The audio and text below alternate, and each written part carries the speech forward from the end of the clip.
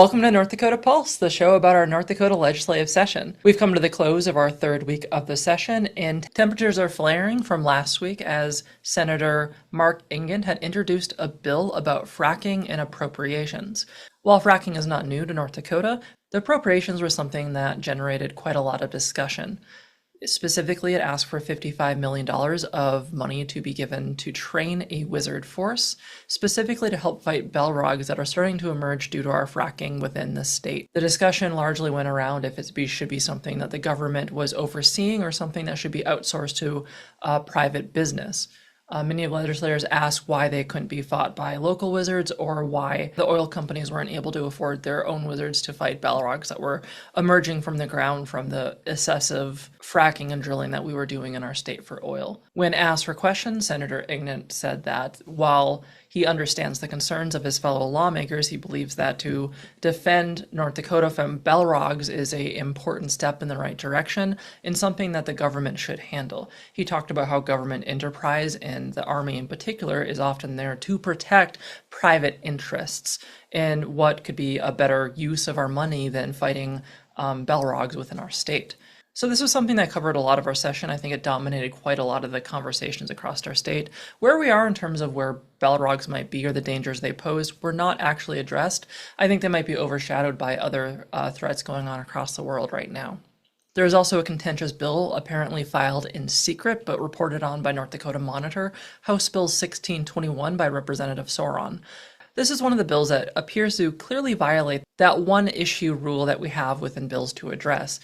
Specifically, what House Bill 1621 does is it is a bill for an act to create and enact 3 bills for the elven kings under the sky, 7 for the dwarf lords in their halls of stone, 9 for the mortal men doomed to die, 1 for the dark lord and his dark throne in the land of Mordor where the shadows lie, and 1 bill to rule them all.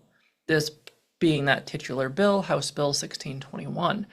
This one was introduced just last week, so we haven't had much time to discuss it or to sit down with the Representative Sauron who had introduced it, but it has been heard the first reading after it was introduced and is now being referred to the Political Subdivisions Committee. This is one of the more contentious bills during the session, so we will expect a lot of coverage of it going forward.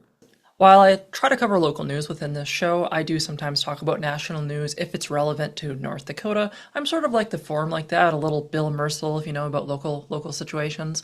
But I do have to bring up an executive order that Donald Trump had signed that has been given no coverage by any other established and credible news sources like mine. The executive order is the sale and delivery of energy drinks to transgender persons is prohibited.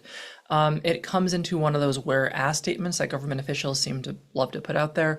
But whereas, and I'll read this executive order, it's not too many words, whereas trans individuals, particularly trans women, are too powerful, whereas energy drinks lead to trans persons being even more powerful than we can ever imagine, consuming at levels unfathomable to your average cishet and creating clear disparities and disadvantages of which we have no chance to compete, whereas select energy drinks such as gridlock inspire confusion among many members of our elected office, it appears to be a product trans people enjoy, especially Monster.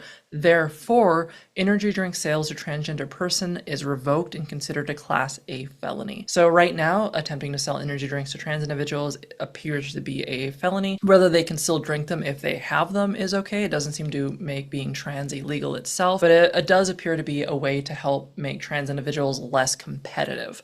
There seems to be a clear threat that trans individuals pose too much of a risk, that are too powerful, sometimes too smart. They are banned from things like chess and Jeopardy at this point. To kind of Harry Bergensen some of the trans advantages that we see from the superior beings, we are limiting their caffeine, as far as I can tell from this executive order. Keep in mind, executive orders are not necessarily legally binding. It's more of a suggestion from the White House, and then from there, it's determined if it's constitutional, if agencies can actually enforce it. So we will be waiting to hear back from companies like Monster or Reign about their stance on energy drinks.